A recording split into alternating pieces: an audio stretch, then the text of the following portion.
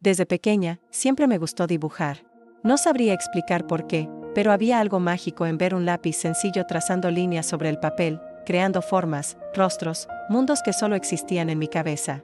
Mientras los otros niños corrían en el patio del recreo, yo me quedaba en un rincón, llenando los márgenes de los cuadernos de ejercicios con garabatos. Mis manos, perpetuamente manchadas de grafito, eran la primera insignia de una identidad que aún no comprendía del todo.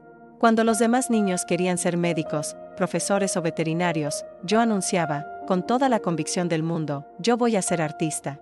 Pero a diferencia de las películas bonitas que ponen en la tele, nadie aplaudió mi declaración. Mi padre soltó una risa corta y despectiva y negó con la cabeza. ¿Artista, hija? Eso no tiene futuro. Está bien como hobby, pero necesitas un oficio de verdad. Mi madre intentó suavizarlo, pero sus palabras dolían de otra manera. Es muy bonito que te guste, cariño, pero hay que ser práctica. No es que se te dé especialmente bien, ¿verdad? Tus personajes siempre te salen un poco chungos. Quizá es mejor que sea solo un pasatiempo. Esas palabras me resonaron en la cabeza durante años, un susurro persistente que intentaba convencerme de mi propia ineptitud. No se te da especialmente bien, se convirtió en la banda sonora de cada intento fallido, de cada dibujo arrugado y tirado a la papelera. Sin embargo, algo en mí se negaba a aceptar ese veredicto. Cada vez que veía un cuaderno en blanco, el corazón me latía un poco más rápido, como si la página vacía fuera una invitación a un mundo paralelo en el que sí encajaba. Cogía cualquier boli que encontrara y me ponía a garabatear, aunque los trazos salieran torcidos, desiguales y llenos de fallos. Dibujaba gatos con las orejas desparejadas, casas con los tejados ladeados, personas con brazos como espaguetis. Pero cada dibujo, por imperfecto que fuera, era como una parte de mí que intentaban hacer. Cada línea desacertada era un paso hacia una versión de mí misma que aún no conocía, pero que anhelaba llegar a ser. Con el tiempo, llegué a entender que el problema no era la falta de talento, sino la falta de práctica. Y la práctica es algo que se gana.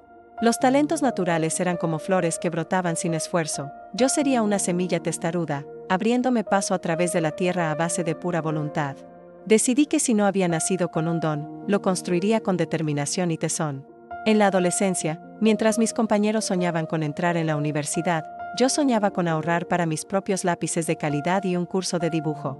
Mientras ellos hojeaban folletos de carreras, yo estudiaba catálogos de material de bellas artes, memorizando grados de grafito, marcas de tintas y tipos de papel. Mi sueño no tenía un aula magna, pero tenía textura, olor y color. Pero la realidad era otra. En mi familia siempre habíamos llegado justos a fin de mes. Mi padre trabajaba de albañil y mi madre como limpiadora. El dinero estaba justo, y cualquier cosa que no fuera esencial se veía a menudo como un gasto superfluo. Un solo lápiz de dibujo profesional costaba lo mismo que un cartón de leche y una barra de pan, y en esa ecuación cruel, la comida siempre ganaba. Así que, a los 17 años, tomé una decisión que lo cambiaría todo: me pondría a trabajar. No por una necesidad familiar inmediata, sino por una necesidad más profunda y urgente de mi alma. Mi primer trabajo fue como empaquetadora en un supermercado grande. Pasaba horas de pie, con las manos doloridas de manejar latas, cajas y bolsas de plástico. El pitido incesante de los escáneres formaba la banda sonora monótona de mis ensoñaciones creativas. Mientras empaquetaba la compra, mi mente componía dibujos. Mientras reponía estanterías, planeaba composiciones. Ese trabajo, por mecánico que fuera, no podía silenciar a la artista que se empeñaba en vivir dentro de mí. Pero cada vez que recibía la nómina, por pequeña que fuera, apartaba una parte con un cuidado casi religioso. Era mi tesoro secreto, el dinero que me acercaba, céntimo a céntimo, a mi sueño. Separaba los billetes más nuevos y los guardaba en una caja de zapatos escondida en el armario. Cada euro ahorrado era una semilla para el futuro. Por las tardes, después de mi turno, llegaba a casa hecha polvo, con los pies hinchados y la espalda dolorida. Pero en lugar de desplomarme en el sofá, me sentaba a la mesa de la cocina, encendía la tenue luz del flexo y empezaba a dibujar. Dibujaba manos, ojos, flores, personas, lo que se me pasara por la cabeza. Mi madre decía que me estaba volviendo loca, dibujando a altas horas de la madrugada después de un largo día de trabajo. A veces, me quedaba dormida sobre el papel, despertando con las líneas de los dibujos marcadas en la mejilla. Pero no paraba. Había una fuerza dentro de mí que no entendía del todo, pero que sabía que era más fuerte que el cansancio, más persistente que el sueño. Cuando por fin conseguí ahorrar lo suficiente tras meses de un rigor extremo, me apunté a un curso básico de dibujo en la Escuela de Artes y Oficios del pueblo. Todavía recuerdo la mirada de mi madre cuando se lo conté, una mezcla de incredulidad y decepción. Cariño, ¿de verdad te vas a gastar el dinero que tanto te ha costado ganar en eso? ¿No prefieres ahorrar para una formación de verdad? ¿Un ciclo formativo? ¿Algo que te lleve a un trabajo con futuro? Respiré hondo y sonreí, notando un nudo de ansiedad y determinación en la garganta. Esta es mi formación de verdad, mamá. Ella suspiró, resignada. No me apoyó, pero tampoco me puso trabas. Y eso, para mí, fue suficiente. Era el espacio mínimo que necesitaba para crecer. Las primeras líneas del curso era sencillo, pero para mí fue como entrar en otro mundo. Por primera vez, estaba rodeada de gente a la que también le encantaba dibujar. El olor del fijativo, el sonido del carboncillo sobre el papel, la luz suave del estudio, todo me parecía sagrado. Algunos tenían un talento natural, un solo trazo suyo podía crear algo increíble. Una chica dibujaba retratos tan realistas que parecían fotografías, y un tío creaba paisajes de fantasía que te transportaban a otros reinos. Yo no era así. Mis dibujos eran los más flojos de la clase. Mis trazos eran rígidos, mis proporciones no cuadraban, mis sombras carecían de matices. Volví a casa muchas veces con ganas de dejarlo, sintiendo el peso de mi propia mediocridad. Una de esas noches, llegué a casa y tiré mi carpeta de dibujos al suelo, con lágrimas de frustración asomando. Pero cada vez que me visitaba el desánimo, recordaba las palabras de mis padres, no se te da especialmente bien. Y, curiosamente, eso se convirtió en mi combustible. Era como si sus dudas se hubieran transformado en motivación interna. Dibujaría hasta demostrar, primero a mí misma, luego al mundo, que se equivocaban. Trabajé en lo que fuera. Después del supermercado, fue de camarera en un bar de la plaza. Servía mesas todo el día y volvía a casa por la noche oliendo a fritanga, con los pies destrozados y los ojos pesados. Pero aún así, cogía el cuaderno de dibujo y dibujaba. Dibujaba a los clientes que atendía, a mis compañeros, mi propio reflejo en la máquina del café del bar, cualquier cosa para mantenerme conectada con esa parte de mí que se negaba a morir. Una noche, mi madre se despertó y me encontró en la cocina, dibujando a las 2 de la madrugada. El agotamiento estaba grabado en mi rostro, pero mis manos no paraban. Por Dios, cariño, vete a la cama. Necesitas descansar. Esto no es normal, pasarse la noche en blanco garabateando. No levanté la vista del papel, y mi voz sonó distinta, tan llena de convicción. Mamá, si me acuesto ahora, pierdo la oportunidad de mejorar. Cada hora que paso dibujando es una hora que estoy convirtiéndome en quien necesito ser. Se quedó quieta unos segundos, observando mis manos manchadas de grafito, mis ojos ardientes de una mezcla de cansancio y pasión. Luego, sin decir palabra, se acercó y me dio un beso en la cabeza, un beso que contenía una resignación transformada en aceptación. No dijo nada. Pero, por primera vez, vi un destello distinto en su mirada, quizás una pizca de respeto por esta hija testaruda que prefería dibujar su futuro a simplemente esperar a que llegara. Pasaron los meses, y poco a poco, empecé a notar progresos.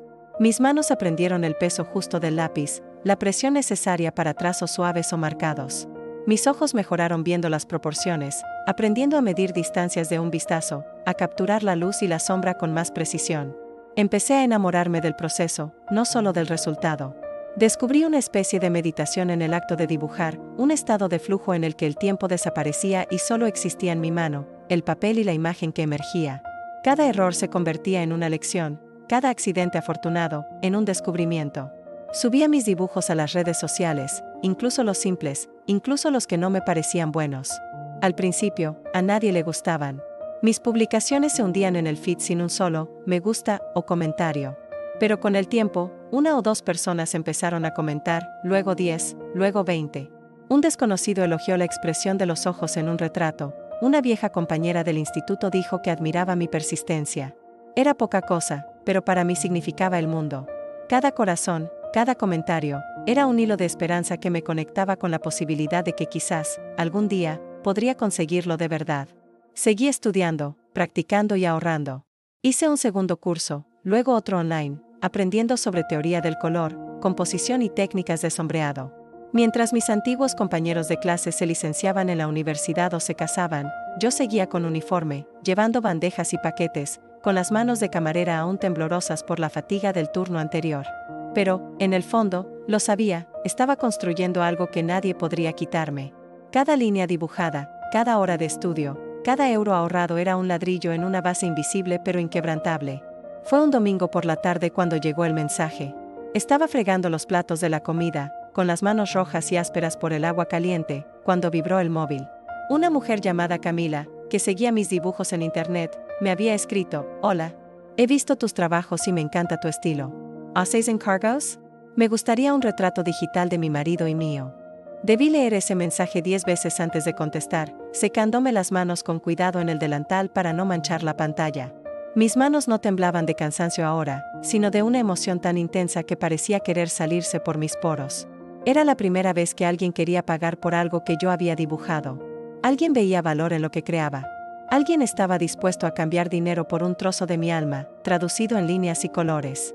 Pedí un precio simbólico, no me importaba el dinero, solo quería la oportunidad.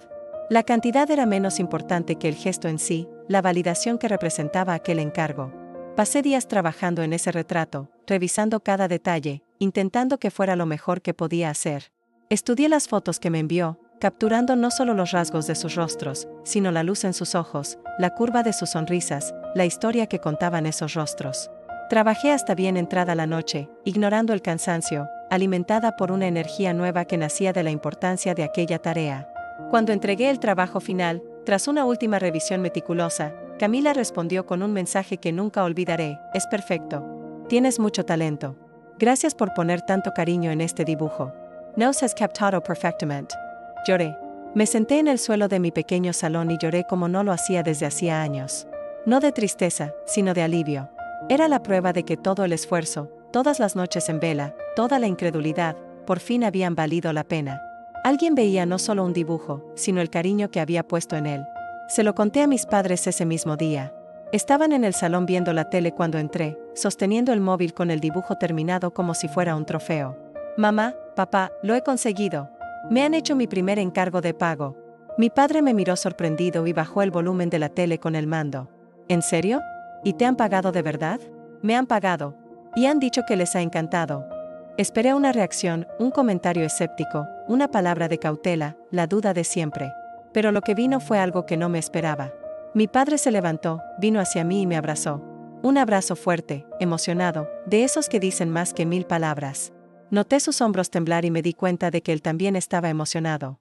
Hija, lo siento, dijo, con la voz cargada de emoción. Siento haberte dicho que no tenía futuro. No sabía lo importante que era esto para ti. No sabía que eras tan buena. Mi madre, con los ojos brillantes, se acercó y puso una mano en mi hombro. Solo queríamos protegerte. Queríamos que tuvieras una vida más fácil, sin tantas peleas. Pero tú has creído en ti misma. Y lo has conseguido. Estamos orgullosos de ti, cariño. En ese momento, todo dentro de mí pareció encajar. Los años de lucha, de soledad, de duda, todo cobró sentido. El abrazo de mi padre no era solo una disculpa, era un reconocimiento. La mirada de mi madre ya no era de preocupación, sino de orgullo. Ya no necesitaba demostrarle nada a nadie más, porque por fin me lo había demostrado a mí misma. A partir de entonces, los encargos empezaron a crecer. De retratos sencillos, pasé a hacer ilustraciones para pequeñas empresas, luego para editoriales independientes. Cada nuevo proyecto era una victoria, no solo profesional, sino profundamente personal.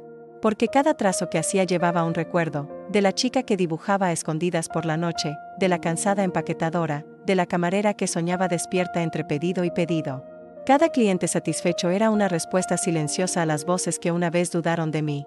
Cada pago recibido no era solo dinero, sino una confirmación de que era posible vivir de lo que se ama. Hoy, aún no soy famosa ni rica. No tengo un estudio lujoso ni mi nombre en galerías importantes. Pero vivo de lo que amo. Pago mis facturas con mis dibujos y me despierto cada día con la sensación de estar exactamente donde debo estar. Mi trabajo ya no es una carga, sino una extensión de quién soy. De vez en cuando, todavía oigo a la gente decir: no todo el mundo puede vivir del arte, ¿sabes? Y yo solo sonrío. Porque sé que quizás el secreto no esté en tener talento, sino en no rendirse. El verdadero don no es la habilidad natural, sino el coraje de continuar cuando todo y todos te dicen que pares. Cuando miro a mis padres, ahora mis mayores defensores, me siento orgullosa. No solo de ellos, por haber aprendido a ver el mundo a través de mis ojos, sino de mí misma. Por haber tenido la testarudez necesaria para creer cuando nadie más lo hacía.